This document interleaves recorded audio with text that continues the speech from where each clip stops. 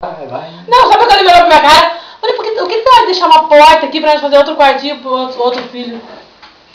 Meu Deus, o primeiro já foi difícil, mas o segundo, não, cara, tá louco. Mas daí não faz do outro. Não, meu Deus, me dá uma favor pra não. Hoje em dia não é tão fácil pra criar. O gostoso é Só tô gravando, só gravando. do bafado. Só filmando, só filmando. Amanhã tu faz isso também. Pra mãe ver. É bom pra eles ver. Tu A filmando. Vânia no momento de concentração, pensando no pernilão. Com o garçom de quebrar milho. Cadê minha Parece fugido da penitenciária. Pegar uma punhadinha de moeda dentro grava dando as bolinhas.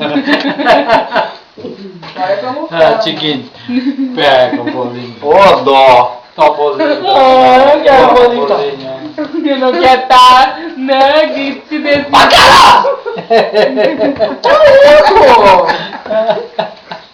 Mas já nem põe uma toalha na mesa, mãe. Mas isso aí Não, faz mal. Vai demorar muito. Põe chifre de Não, até botar uma toalha vai demorar muito. Nem vou colocar a toalha que vai demorar muito. O Ademir é fogo, não. As meninas sumiram. Ai, só vai. Onde tá? Jogaram tinta nos olhos dela? Realmente. A Mari Creuza fosse tirar foto dela, meu, abria a boca a chorar. E berrava, o tamanho da Eliane. Se Da escondia. vai dar bagunça.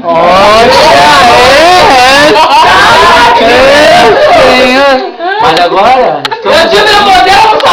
vamos comer um pedaço de pão. E agora está na mesa. Tá um pouco escuro. Mas a boca nós não perdemos, não erramos. Com certeza a boca ninguém vai lá. E você não tem óculos? Também não tem óculos. Ai, meu Deus do céu. A Vânia, pra não perder o costume. É mesmo. Esse é um grupo, amor.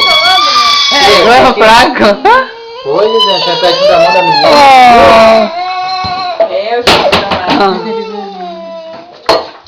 Hã? Eu quero pegar essa menina ainda.